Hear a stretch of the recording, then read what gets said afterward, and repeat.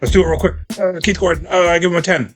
Oh man, I gotta grab my notes. Are we gonna do combat? We're doing Combat Academy, right? Yeah, I mean, that's the order, right? Well, my name's Jason. My name is Jules. And we doing filmographies. We're rocking Keith. Yeah. Keith again. Hey, y'all. Funny Keith Gordon. Hey, y'all. You might expect that he's looking to really knock it out of the park now. He's had a couple of clunkies. He's been slowly climbing up the ladder. I mean, he's led a couple of projects before this, but this one clearly is the one that's intended to put him on the map. Right. Hey, he was boring in Back to School. Mm-hmm. You wanted him to be a funny character. That's what you're looking for. Right. Well, almost a Rodney Dangerfield in and of himself. Right.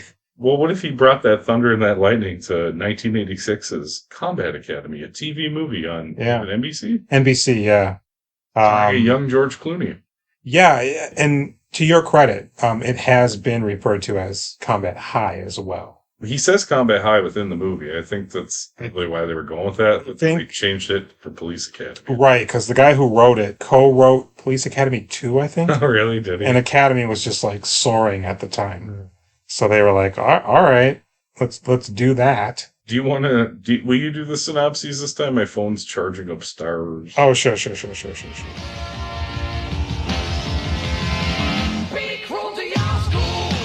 Military Academy officers try to crack down on two jokers, Keith Gordon and Wally Ward, sent to their school for a year. Wallace Langham. That's referred to as Wally Ward back then. Apparently, that is a tight synopsis. Just one sentence. Wallace Langham from The Larry Sanders Show.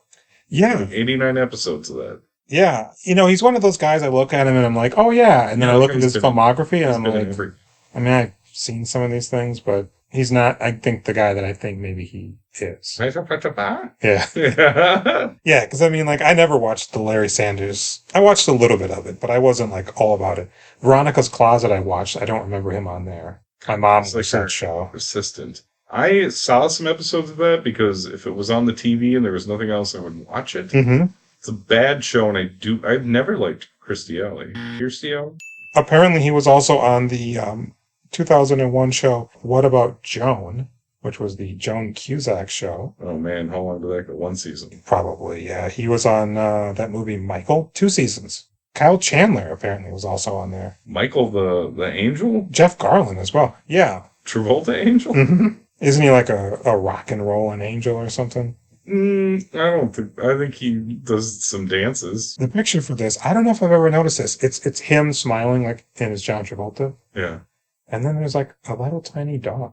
Well, I guess that dog's a big part of the movie. But why is he so... It's not the same... It'd be one thing if he was in the picture with John Travolta. They're probably like, this dog's really getting some heat. Is he in his hand? No, he's like tiny, superimposed in the corner, as if John Travolta were like Godzilla. Well, okay, I'll tell you what happened there. They made the poster, and they're like, this poster's perfect. And then they're like, listen, I think this dog is really going to sell the movie. Put that dog on the poster. He's a big part of the movie. And they just slapped him on there. Oh, Wally Ward was also in Soul Man, American classic, handling the tough topic of race relations. He was also in WIOU, the TV show that Keith Gordon did a couple episodes of, and we cannot get. Apparently he's in the original Fast Times at Ridgemont High as well.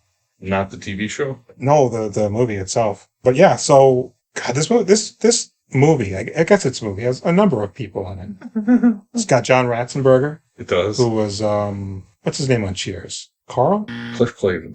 Cliff Clavin. Dana Hill, who turns out to be the surprise love interest. I didn't see that coming. Robert Colt, who was notorious for TV at the time. He was all over Columbo. Is that Clooney's dad? Yeah. Ilya Baskin, who would go on to be the funny Russian landlord in the Sam Raimi Spider-Man movies. Yeah.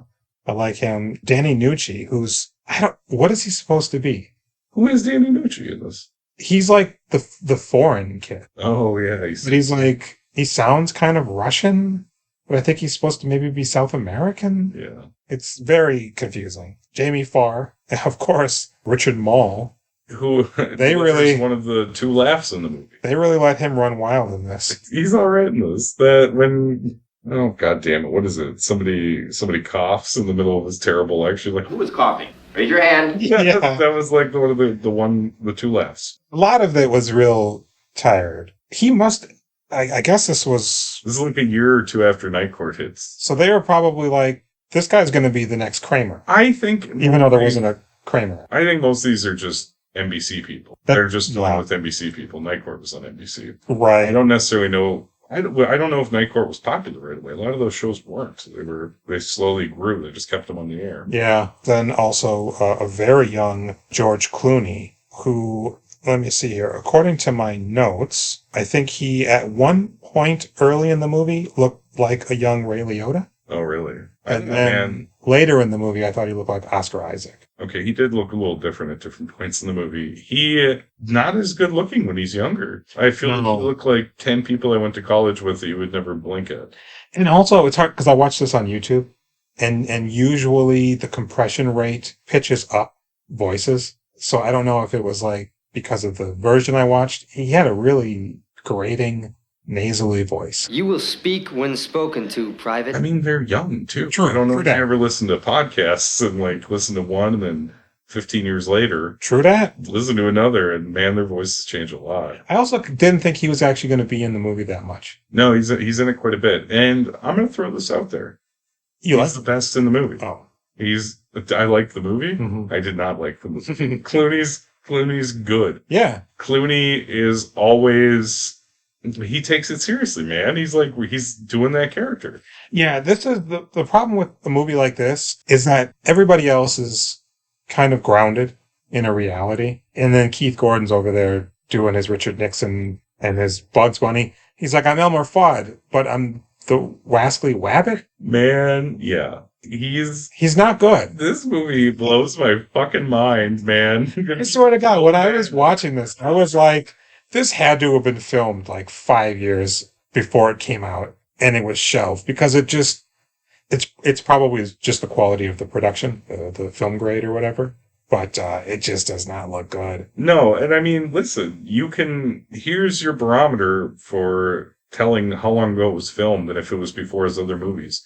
His hairline. He is playing a high school student, and he looks like he's in his 30s. Yeah. He's losing so much of his hair. It's fucking crazy. And like it's the weird, not that there's anything wrong with male pattern baldness. Right. Because I'm losing my hair. Sure. But it's that weird thing where he's got like the mullet, the Jerry Seinfeld mullet, and that huge wall of fucking hair in the back. And he looks 100% better when they cut it short. I kind of thought, like, should their hair be shorter? Yeah, you would think it would be shorter from the school. I guess the ladies have ponytails, so maybe they're just like, keep a little bit. This very much felt like the answer to the movie Stripes. Sure. It's like, hey, Stripes is popular.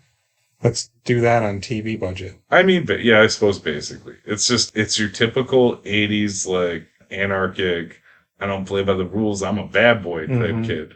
Like Ferris Bueller. Right. Right? Yeah. Ferris Bueller is not a monster. He's a righteous dude. Like, Keith Gordon isn't. Because the thing about Keith Gordon in this movie, and I'm sure we'll get into it as we progress, but the one thing I wanted to highlight is he's the kind of character who, just because he needs it in that moment, pulls out a bumper sticker twice that are both have a slogan on them that very much fit the specific instance that he needs a bumper sticker that says, I drive like a jerk. He just pulls it out. Yep. It's almost like Pee Wee Herman, right? It's like his jacket is a portal. He's got some Harry Potter spells. So the movie starts with, well, first off, it's the only song in the movie that's the actual song.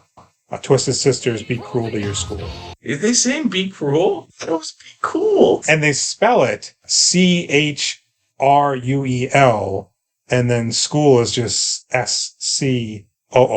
Like they take the first chunk of each word and swap. It's stupid. This starts with the pranks, right? It's just prank after fucking prank. Oh my God. Two guys. They go in there at night, right? Presumably. And you see the list of pranks as they cross them off, like... Even though they don't always seem to coincide with what's happening. Did it just say pig on there? I think it does, yeah. It's so that they're doing shit. They're like, room 213 is now room 234. And the men's room and the women's room, they switch them, but they save that for actually during the school day. Right. So that they can let women go into the women's room and then switch to men's real quick so the guy gets yelled at. And I think the principal's office also says women. Okay. On the door. The principal involves the second laugh. Yeah. From the movie. Yeah.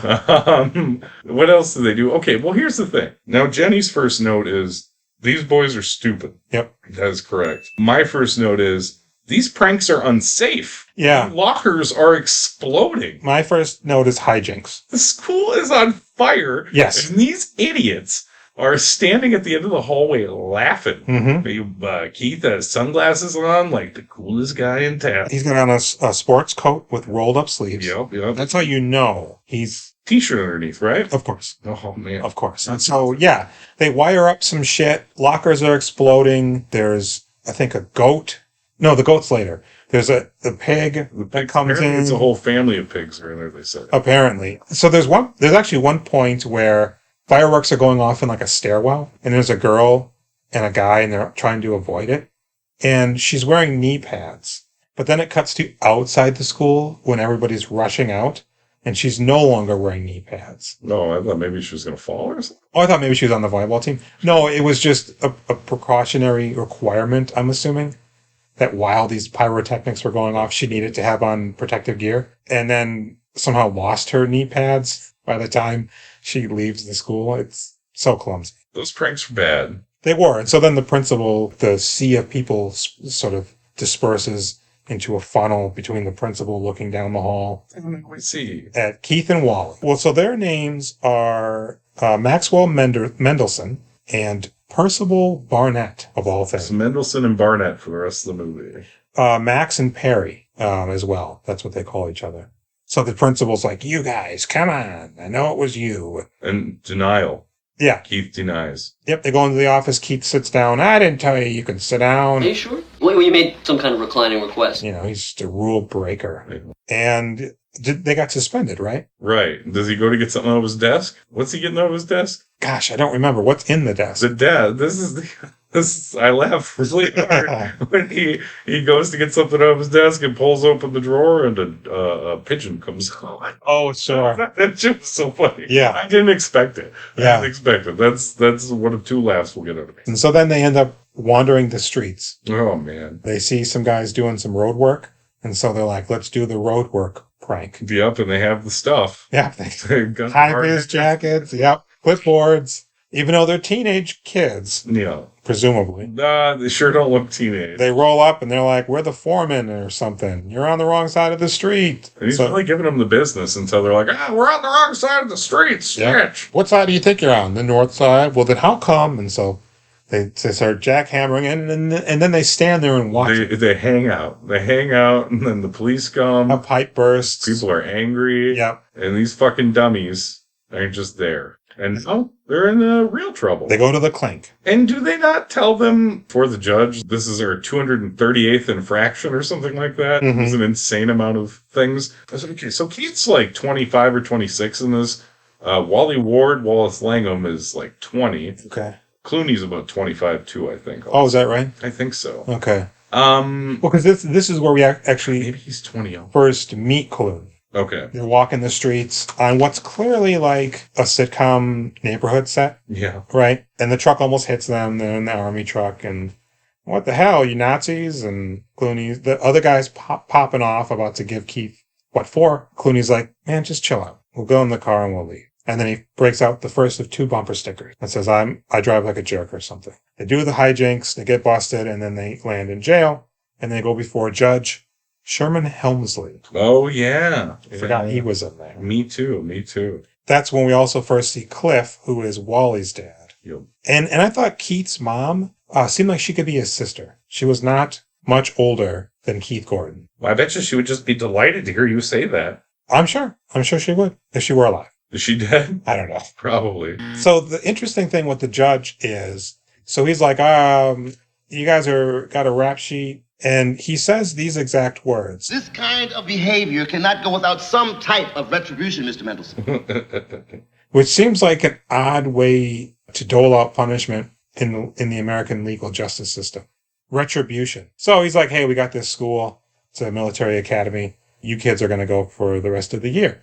What? Real consequences? Are you crazy? Yep. And Keith's, Dad. And his dad's incorrigible. This shit with his dad is unbelievable. Anytime Keith does anything. He nailed my sleeve to the tablecloth. Barbara, do you believe this kid of ours? What you going? Yeah. He says. So they report for duty.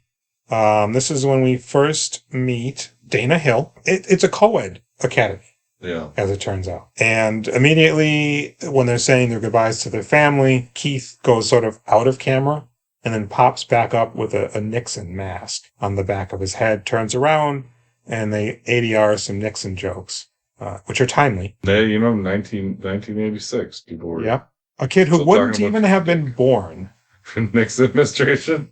Knows all about it. And of course, Dana Hill, she's from like the National Lampoon vacation movies. She plays the daughter. And we also meet Jamie Farr from MASH. Yeah. He's a level-headed kind of guy. Can we talk about Wally Ward's character? Because we didn't touch on his stammer, which is... Stutter. Do they call it a stutter? Mm-hmm. Stammer? Did they say stammer? Oh, I don't know. I think he said stutter. Stammer. Okay. He does not seem like a troublemaker. He seems like he is just along for the ride with Keith, and I do not know why he keeps hanging out with him. He's such bad news for him. It's odd. Yeah, because even after they get busted and sent there, he's like rolling with them. Yeah, he laughs at his antics. They do a number of antics. They don't seem like any of them are his ideas. No, absolutely not. And Keith doesn't seem like the kind of person that... He seems like the kind of kid at school that nobody would like. Yeah, I think that while watching this movie, I hated his character every time he talked or did something. I never did mention this is a movie I saw half of as a child. Oh, is that right? I thought it was great. Never heard of this movie. Oh man, I watched it on USA,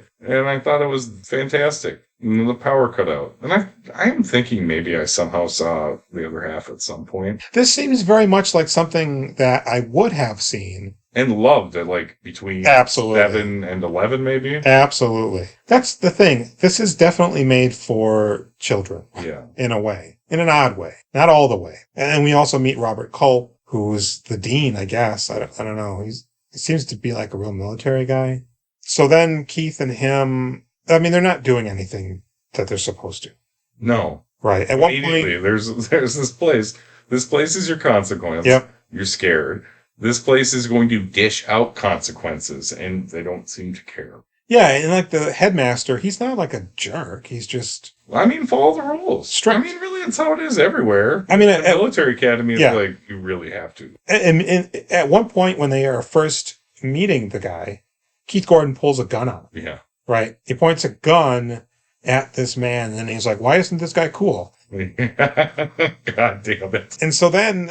It's funny because they're like, at one point there was a bit where, I don't remember the what that was actually happening, but Wally and Keith are falling into line or whatever they call it. And they're like, oh man, get a look at these pieces of work. And they show a real extreme close-up of one kid, he's got glasses. And then they show an extreme close-up of another kid's face, and he's Asian. Yeah. It's like, are they pieces of work because they wear glasses and one's Asian? What are we? They're losers? What are we? Yeah. Okay. I mean, Wally's wearing glasses, and they are both obviously losers, so I don't know why they're picking on these boys. We do hear mention of a thief on campus. Yeah. Briefly. They touch on that real quick there. Real quick. Something's missing. We got a thief or something. We also learn at this point that Dana Hill's character loves the jerk. So Clooney's partner, kind of. Yeah, and they're showing him to the room. So like, Keith Gordon, you're in here, and it's George Clooney. Mm-hmm. And then they go, hey, Wally, you're in with this guy, and it's the jerk from earlier. That almost hit him with the car and then was going to beat him up for mouth. And he's like... There is a God. And he's actually... There's an odd air of sexual aggression when they're in the hallway, and they're like, get down and give me 20 because you're not obeying us. And he's like, I'm not doing it. And he just starts grabbing him and shaking him around and puts him on the ground. He's like humping him almost. It's like, oh boy. Is this turning into sleepers? What's going on here? Maybe they're just boiling with rage. Yeah, sexual rage. How dare you not fall in line? This is the fall in line place. Mm-hmm. So then we meet Bull, Richard Mull. He's the science teacher, right? Chemistry, because they're talking about periodic table of elements. Yeah, that's his big coughing thing. And they really take the leash off him in this scene. And to little effect. And he's not fully bald. No. He's got the side hair. You might know Richard Mole from being Bull on Night Court, and he's full bald. And oddly enough, I like his character. In this movie? Yeah. Yeah. Yeah. Yeah. You know, like, if I went to that school, I'd probably be smoking a joint, hanging out with whatever his name is. Yeah, I don't know. What's his deal? Is he stupid? Is he weird? Does he have a disability? Has his brain hemorrhaged and he's died? You'd think they would have mentioned, like, oh, was shell-shocked from Vietnam. Oh, sure. No, they don't really tell you what it is. Because at first he just seems weird. But then there are moments where he's really a Kramer. He's showing up for no reason, saying things that are weird. His kid's also fucking weird. Yeah, they're like full stupid. That scene goes on for a while. I think Wally had met the lady at this point that he likes. Yeah. Who was from that movie, Can't Buy Me Love. Oh, really? Yeah. Is she the lady? Yeah, she is. Oh. What is her name? I forget. I loved Can't Buy Me Love. We also... Oh, you know what I thought when I was watching this? Robert Culp looks like Johnny Knoxville now. Oh. 50-year-old Johnny Knoxville. Sure. Hair and strong jaw. Yep. The character's name is Mary Beth. Okay. I forget what her actual name is. Fish. Her picture, when you do the Google search, it's not a headshot or anything. It's like she's just like, yo, like she's a car mechanic or something now. I don't know. Man, speaking of Can't Buy Me Love, man, I was fully in on the Patrick Dempsey train. I watched the fuck out of those Patrick Dempsey movies. Was it Can't Buy Me Love, Loverboy? Yep. I think he did Run right after his teen idol nerd handsome boy thing was over, and then he started doing not good movies. He made Run, which what is that one? I even bought it on is that with VHS. Scott Wolf? Previously viewed. I don't have a clue. Something bad happens and he's on the run from the bad guys. And it's called Run. Apt. Yeah, that's a good name for a movie. Yeah. Maybe I'm familiar with it, but it's just not Conjuring. I don't know that anybody is. I think this is one of those barely released in theaters. Shows up at the video store, nobody rents it, but only. Yeah. We also meet Danny Nucci. No, there's a bit before that. I mean, he's around, but he doesn't have a speaking role until a little bit later on. So we meet Mary Beth. Homeboy meets her for some reason. He bumps into her when they're marching. Keith pushes him. Wally. He bumps into this girl, and she's like, oh, hey. So then for some reason, he comes sneaking in through the window of Richard Mole's class. Yeah. Like, I'm late. Can I sneak in through the window? The doors are locked, maybe. I guess. I guess that's the one teacher who might not notice. I also noticed that there's a scene where they show everybody marching, and they can't march for shit. Yeah. None of these are just extras. You know, they didn't even... Because it was filmed at an actual military academy, I believe. You think they would have just hired some of those kids? I wonder how much it costs to make a movie like this back then. Oh. Even now, adjusted for inflation. More than you could imagine. Probably. I wonder what Keith was thinking. What? I mean, what is he thinking? Is this like, I gotta act? I gotta pay the bills? That is what I would really like to ask him. Do you think that maybe they originally signed on thinking it was going to be a bigger production, and then they were just like, NBC's just going to make it?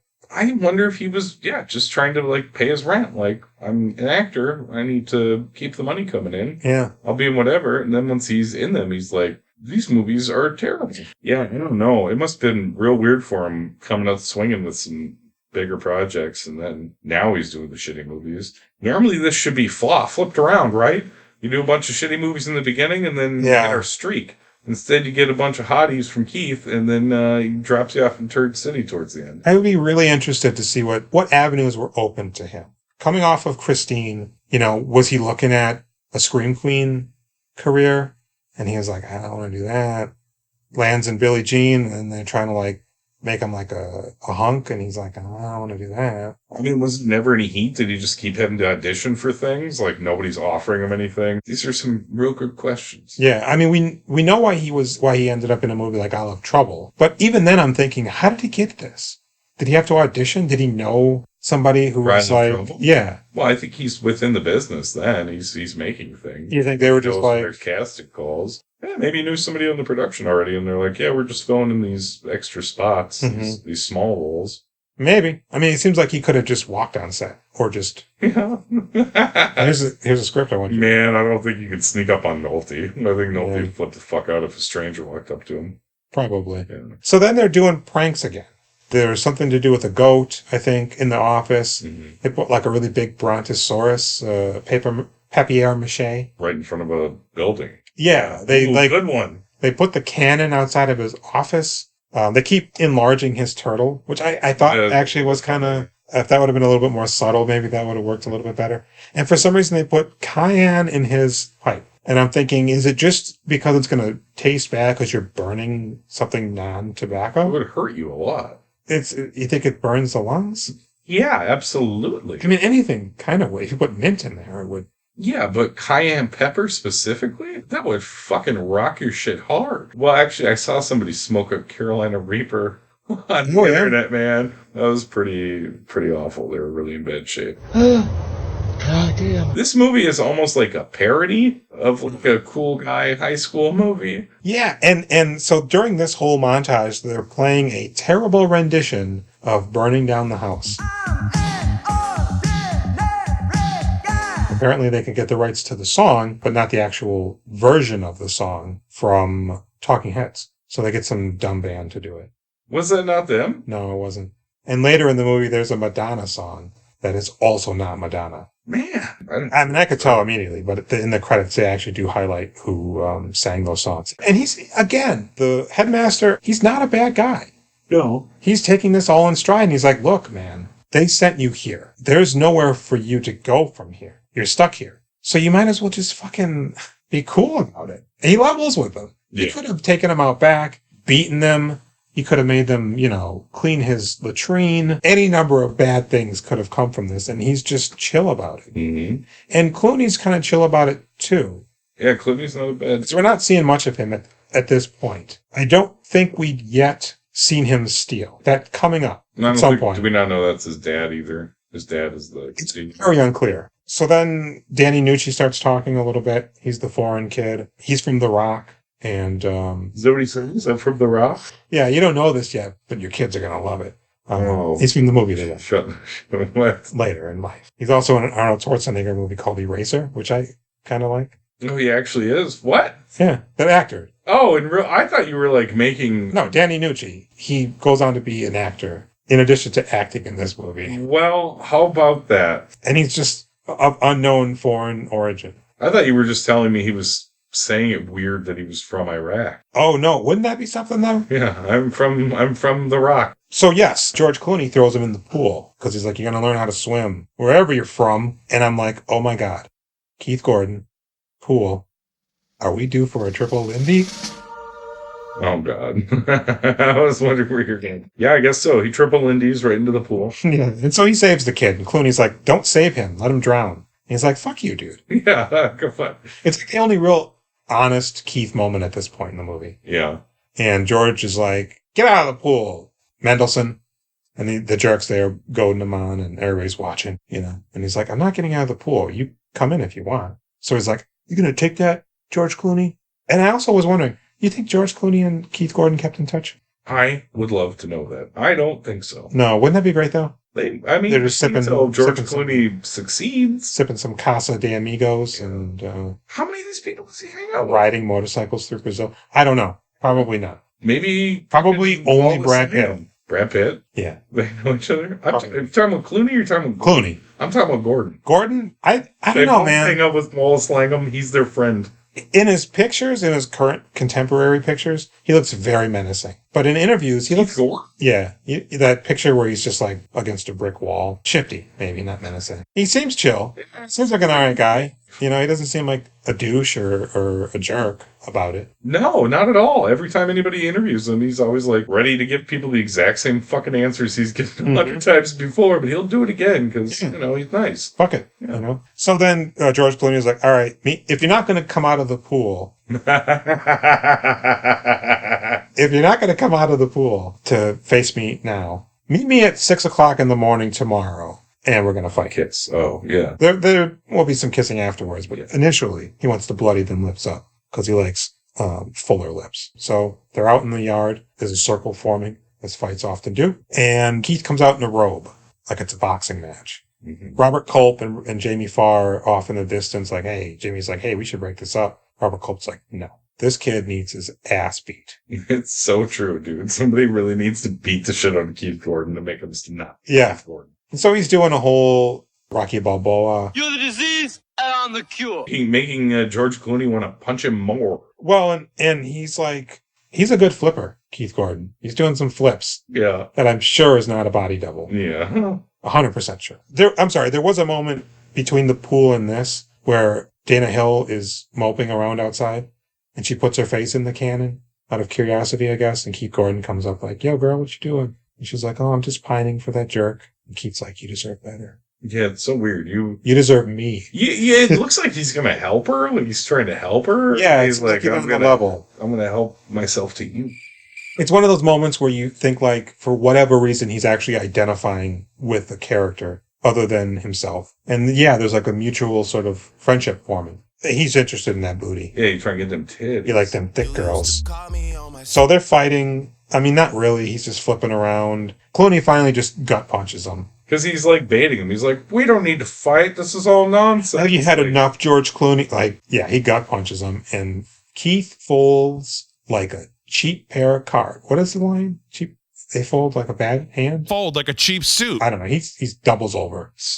And everybody starts booing George Clooney. How dare you punch him in this fight? I don't see Keith hanging out with anybody. It doesn't seem like anybody else likes him. No. They'd be booing him. Apparently this is just a gymnastic competition and not a real fight. Talk shit, get hit. We'll say that. And so George, storms off. He's like, fuck all this, right? Hey, Keith, don't start none, won't be none. And his friend's like, why aren't you finishing? I mean, the guy's on the ground and he's done.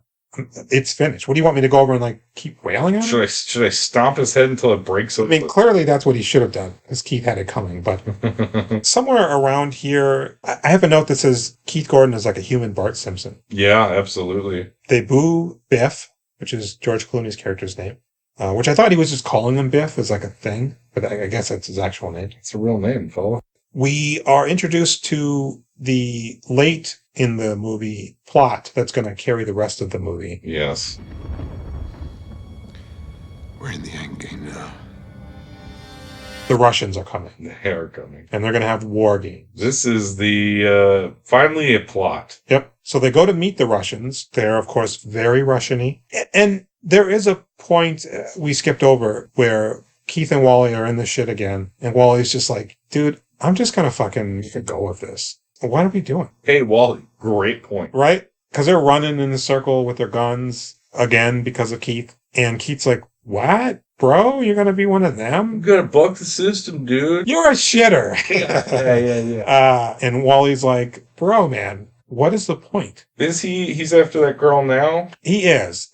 That's not the main crux of his intentions. Yeah. It's really just like, this place isn't that bad, right? That place is better than watching this movie. And quite honestly, it probably costs everybody else that's there an arm and a leg to be there. This is a private military academy. Yeah, they got there for punishment. Sherman Helmsley's sending people there. Them only, apparently. Some of those people are paying thousands of dollars to whip their kids into shape and become the future fighters of America. So they have a rift. They break apart. Keith goes his own way.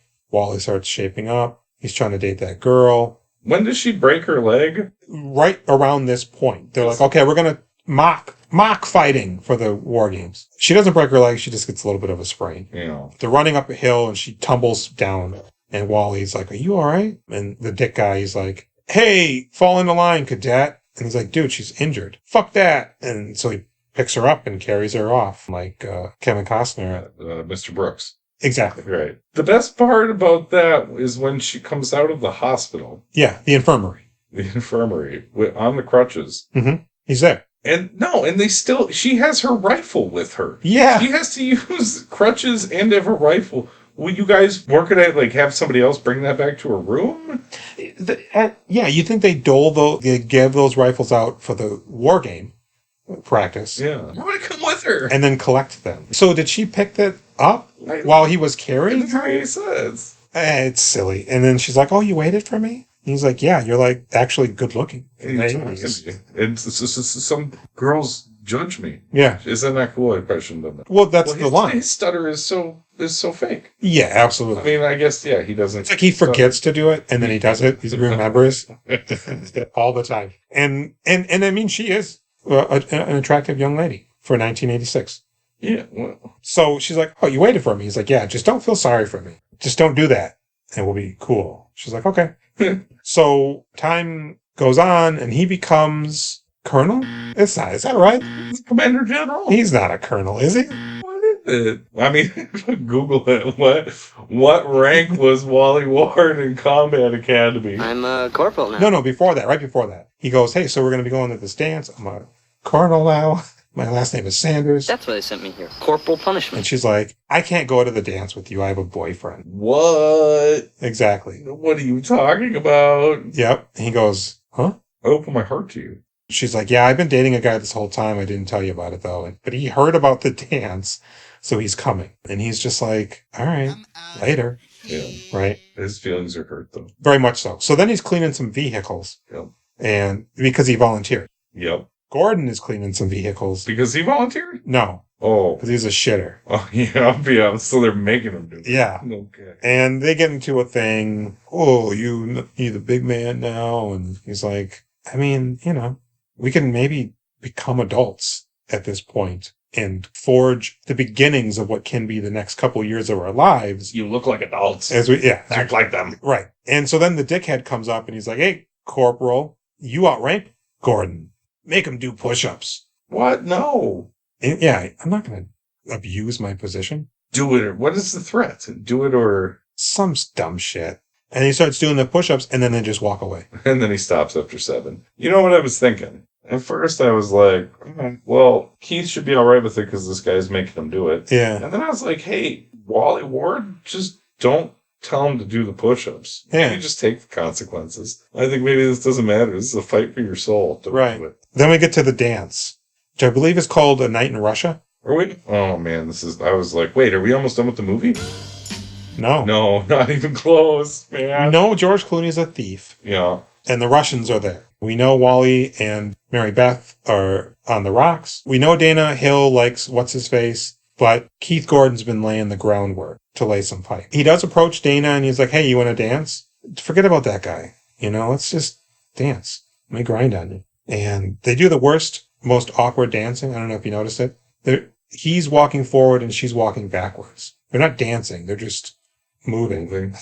It's sweet. I bet, ladies like that. Yeah. Slow moving across the floor. Wally Ward sees Mary Beth with her man, and George Clooney steals something from one of the Russians. Watch. Bumps into him and sleights of hand. Yeah. And that guy knows him. Immediately. And so Keith sees it. He's like, Dana Hill, I gotta go. I'll be back, though. She's like, all right. And so he goes after George, and he's like, yo, man, I saw you. And then the Russians come up, and Robert Culp comes up, and they're like, what's this brouhaha? And Keith's like, I stole it. Well, Clooney's holding it, so they think it's him, and right. Gordon swoops in and is like, no, it was me. He was taking it from me. I just love to steal. I'm a theft. And so Clooney storms off. They're like, all right, Keith Gordon, more punishment or whatever. And I believe, there's another thing. There is a guy there that we don't see that much of. Yeah, okay. Well, I have a note about him on Jenny's page, and I was also wondering about this guy myself. He's like getting people things. Okay, but his introduction is he's like, hey, what's Keith's last name again in this movie? Mendelsohn. Hey, Mendelsohn, I'm here to help you. I guess he just means he can get him contraband, but at that point, it seems like he's a spy that has infiltrated the school in order to help him get out or succeed. Jenny said, why would there be someone at the academy to help them? Who sent that guy? He knew Gordon's name. It's a good question. And what does he get the Russian? Blue jeans. Is this right? Blue jeans? And bootleg Bill Cosby VHS. Oh, yeah. And he says something about loving Cosby, doesn't he? There's a moment where, I think earlier, after the fight, it's not important, but George Clooney, they're cleaning rooms, inspections. And George Clooney's like, hey, Mendelsohn, clean my room, my side of the room. And he leaves the room, but he... Don't clean a secret box. Which he puts on the bed and whatever he just stole in it. So that's how he knew. So now Robert Culp's really ripping into Keith. It's not about the stealing. He wants to be caught. And so he comes in, he's like, Dad, Keith Gordon, he's a shitter, but he's not a thief.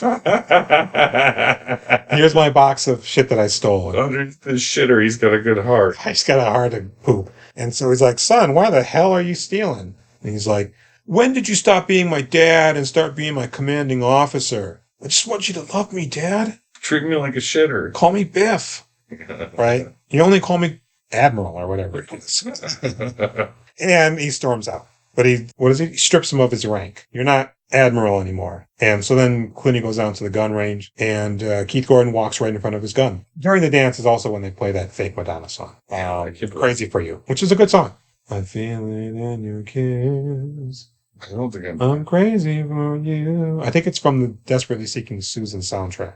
Vision Quest. Feeling really crazy. I haven't taken my pills. I'm going to find out where you live. You said you hadn't heard the song, dude. I know. It came back to me. Keith and Clooney have a little bit of a heart-to-heart. Yeah. And he's like, my dad's a shitter, too. This is the only point in the entire movie that Keith Gordon is good and shows you he knows how to act. His eyes are so electrifying, right? The light's catching it. Boy, it's Clooney's knocking it out of the fucking park too. Yeah. This speech is the only it's insane movie that rings true and feels like anything. I don't know where Clooney was at this point in his career. What about Facts of Life? That might have been after this. This may have been what got him in the door. Okay. They're trying to position him as a star, but it really does not work out until ER. No, and so of course Gordon's been doing it for a decade now. Oh, Facts of Life started in 79. It ran 9 seasons. Started in 1979, The Facts of Life? It ran for 9 seasons, so 88. It's possible this would have been, because that's an NBC show. This may have gotten him in the door to Facts of Life, or Facts of Life got him in the door to this. I cannot handle it. That show started in 1979. It's insane. When did Who's the Boss start? Are these all shows that started in the late 70s very early? Who's the Boss started in 1984. But it's insane to think that, they're going toe-to-toe here, right? Keith's firing on all cylinders. Clooney's finally getting a moment. It's a very good scene. If this wasn't on one of their reels, it should have been. Man, it was impressive. It's all right, well, Keith is not completely tuned out. He just needed some meat to jump into. And also at the very beginning of the movie when his stupid dad is laughing, I was like, what did I write down? He's a lunatic because it makes his dad laugh? And it is the reason. He reveals it in this speech and just wants to make his dad laugh. And it's not apples to apples with what Clooney's going through. Right. Clooney's dad is and maybe he was hurting from the death of his wife. Yeah. He's got to raise this boy. He's a military guy. So he just funnels that into how he raises Clooney. But it's kind of cold, you know? Keith, he's just got a knucklehead idiot dad. That he likes to make an ass of himself for. Makes his dad happy. I'm sure if he would have done carpentry, his dad would have been very good, son. Yeah. You know? But his dad's a fucking lunatic. My dad's living through me, man. All my gags. My mom's my sister. It's weird. Fuck. But they have a real heart-to-heart moment. And the next time we see Clooney, he comes back to the dorm and he's drunk. Wasted. And Keith helps him into bed. He takes off his shoes. It's real tender. Yeah. And Keith decides at this point in time, I'm going to shape up and I'm going to help this guy get onto ER. I'm going to make my dad's soul smile. Yeah. And he also makes up with Wally. Perry is the character's name, personally. But he's like, Keith, I did it. I was mocking him. I'm the bad guy. I thought twice about what I did. I took the for you. This is worse. They'll hear this. Worse. Yeah. The audience is going to hear this and they're going to say, we understand where Gordon was coming from. Jason. I forgot you're Jason on here. Yeah. And I'm the bad guy. Yeah. I've done a number of things on this show that really tanking my reputation. They make up. He's like, you don't even got to say it, man. I know it. You're my boy. And I think also at this point, Mary Beth approaches homeboy and she's like, I dumped my boyfriend because I love you. I fucked up. I love you, bro. And he's like, I'm not stuttering now because I'm a man. What a fucking bad message. All right. Basically. And so the war games are about to commence. Clooney's, for all intents and purpose, out of it. So Keith shows up to the jerk guy and he's like, hey, I got secret plans. I want to be a good guy now. And he's like, I knew it, Mendelsohn. Everybody comes around. All right. And so the plans are a charade, apparently. Yeah. Because they get caught. Immediately. Yeah. Dana Hill is with those guys, but she escapes. She's watching from a little ways away. She's watching from afar. Doing recon. Yeah, very much so. She's reconnoitering. Yeah. I can't believe you knew what recon stood for. That's amazing. They say that in Die Hard. Rivers, you begin your reconnoiter. What? It's not a real word, right? Reconnoitering? Yeah. Shut the fuck up. I thought you were clever. Reconnaissance. Reconnoitering is doing reconnaissance. But reconnaissance is also doing reconnaissance. And then there's recon.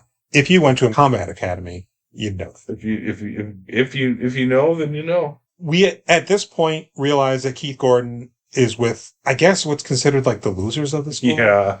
I mean, they didn't define that there's like 40 of them, but that's apparently what it is. But wait, they got a secret weapon. George Clooney? Yeah. He wakes up in the field. And he's like, what are y'all doing in my room? You're not in the room, and George Clooney. And he goes, what is the outside doing in my room? Or what are the woods doing in my room? Or some dumb shit. Oh man, the great old prank of we brought you outside while you were sleeping. We took the whole bed out there. Yeah, we carried you out here. You know, beds fit through doorways really well. You don't have to take them apart or anything. So they're like, listen, dude, we're going to win this thing. And you're going to get all the credit. Wally's back with me. Mary Beth is with him. I'm, grinding on Dana. Yeah. The end of the movie's in sight. George, we just need you to get it together. At this point, they go to Robert Culp on the radio and they're like, hey, Clooney's in on this. We're going to go win this bad boy. And he's like, oh. And Jamie Farr's like, just chill out, Robert. Let's see what happens. He does an Elmer Fudd thing too. Crazy Wabbit. Hello, I'm Elmer Fudd. So they ambush the Ruskies and free the other guys. And even though they could win, they don't. They say it's a tie. And the Russians are like, it can't be a tie. Somebody's got to win. And he's like, yeah, you come to my house. You're going to eat off my table. You're going to like my sister, which I don't have, but I'm not going to let you date her. And then the guy's like, I want to come to house and eat off table and date your sister, which you do not have. And they presumably then return to Russia and are all killed in a work camp. Yeah, you guys embarrassed us. You are all sentenced to hard labor in Siberia. Yep. And all's well that ends well. Clooney and Culp hug. It's a very tender moment. They graduate? Do they? Do they throw their caps or is it back to school? So Wally Ward's like, hey, I'm going to eat turkey with Mary Beth's family for Thanksgiving. Keith's in his uniform and he's like, I'm going to stay here because, I don't know, I hate my family or something. And he's like, I got all these pranks in this wooden box. I need you to burn it. They're good pranks, Keith. Oh. And of course he throws it. He gives it to the groundskeeper who just so coincidentally happens to be burning leaves. Nope. And the groundskeeper, without even looking inside. Yep. Put the box in the fire. Just throws it on the fire. And it's got fireworks in it. Bullets. Were they bullets? No. God. And I mean, that's it. Yeah. End of the movie.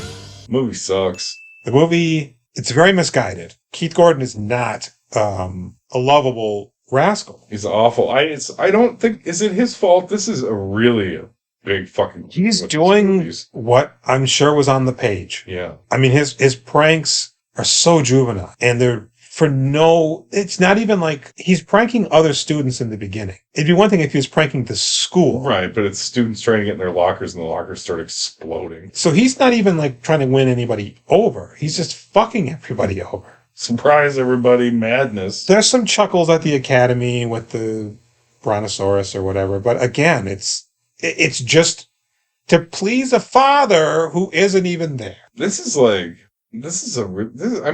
what all the TV movies were? They were just like, hey, put together some like themes that appeal to young people or older people and we'll whip it up as fast as possible. Because the script feels like a skeleton. It doesn't really feel like they put any real work in. It just seems like a very surface level version of bad boys get into trouble, go to military school where they cause more problems. It's like Ernest Goes to Camp. Yeah. It's like we need to pad for about 40 minutes. So we'll just do hijinks. And then we get to the point of the movie where this is what's going to drive the last 30 minutes. Is Ernest Goes to Camp, do you reckon that's any good? I bet you the hijinks in that are a lot funnier. It's the same. Well, because Ernest P. World is, if nothing else, is a lovable goof. Yeah. He's a shitter, but not in any way that's offensive or a detriment to the movie. You love Ernest. He just is an idiot. Keith feels like he's going for it as best he can. It's irritating how devoted he is to this role. Yeah. It's crazy to watch somebody go all out and have them be obnoxious like that. It's crazy also that they thought he could pass as a high schooler. But Perry, he looks close enough. He's 20. He's very close to being... Mary Beth, she's... Dana Hill, I mean, she just looks young by nature. She's like a Yeardley Smith. Yeah. George Clooney, he seems less of a student and more of like a TA. Okay. Right. We never see any of them really in class other than Richard Moll's one class. Yeah. And when they were doing choir practice. So it's not hard to think that maybe Clooney just is there because his dad's there. He graduated and now he's just faculty. Yeah? But I don't think that. I don't think that's it. No, he's supposed to be 18. Yeah. 17, probably. Oh. Fuck, man. I was really excited to watch a TV movie, too. I mean, I specifically was very excited to watch Combat Academy. Mm-hmm. I mean, I am just because, it's a time in life where I would have been a youth. Yeah. I probably would have discovered this movie a few years after it would have came out. Yeah, I would have been 4 when it came out. Yeah. Definitely. It was USA. Yeah, I was 5. So, I mean, it would have. But it reminds me of movies like Midnight Madness, Monster Squad, to some extent. I mean, I was thinking about Summer School. Summer School. Like, that's... Better Off Dead. But it just doesn't... It's flat. There isn't... It's not clever. Nothing about it's clever. No. Because with those movies also, you get a booger. I think I froze the left half of my brain. You get Chainsaw Bobcat. and Dave or whatever in Summer School. Francis Grimp. Don't ever call me that. The name is Chainsaw. As in Black and Decker? As in Texas Massacre. Oh, yeah, that's in here. Those guys are very specific. The guy who goes to the bathroom and doesn't come back until the end of the movie. Yeah, there's like time put into establishing jokes that pay off. Those are specific characters that they tried to draw a life into, as opposed to this one, which is like tropes. We want basic people everybody can identify with that have nothing special about them other than this wacky. It's like 30-year-old men trying to come up with hip teenage pranks that are criminal in a lot of respects. That kid opens up a locker and gets a firecracker in the face, man. How about you guys do a little character work? And Keith's character is like really into watches. Mm-hmm. Maybe that ties into the watch thievery in there. Right. Something to give him a little bit of depth instead of Mr. Rude Dog. I'm trying to think of other, like the Bad Boy T-shirts, like that era. Yeah. And there is a moment where we see Jamie Farr notice Clooney steal, but that doesn't come up again. It's unfortunate. This movie's a real fart in a bag. Yeah, it is. Boy. God, it was so hard to sit through. You know what? We had to turn it off. Jenny and I were watching it. We watched everything but 39 minutes, and I was like, this is a night ruiner. It is ruining our night. Oh, you had to finish it by yourself? No, we watched the next 38 minutes the next night. And it's like, dude, this is our chance to enjoy our evening and watch something fun. Yeah. And this movie sucks so much. It's ruining the night. Let's watch something better than this. I think we've covered Combat Academy probably more extensively than even anybody that reviewed it when it came out. Has anybody ever talked about this movie since 1986? No idea, man. I wonder. No idea. You never know, man. There could already be like 3 or 4 podcasts. Could be. That have touched upon it. They could be gearing up to make this into a Netflix series. Yeah. 10 episodes.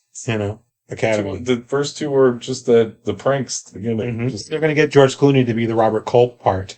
He's going to be the dad now. I'm glad that he's doing good enough to not do that. Yeah, he really had a career. Give me your points. Give me some scores for Combat Academy. Yeah, I'll give the movie a 3. Yeah, this is what we ran into sometimes with Billy Crudup, where you can't identify with the character. Yeah, but Keith's in it to win it. Yeah, I mean he's for whatever reason. Okay. He's going for broke on this one, but I'm going to give his performance. I'm going to give it a 5. Yeah, it's not a bad performance. Yeah, but there's just very little to redeem him putting in the effort. 3's pretty legit, man. Yeah, you're going. Although 3? I would almost say you could almost give it a 2, considering what I think it is. Yeah. Yeah.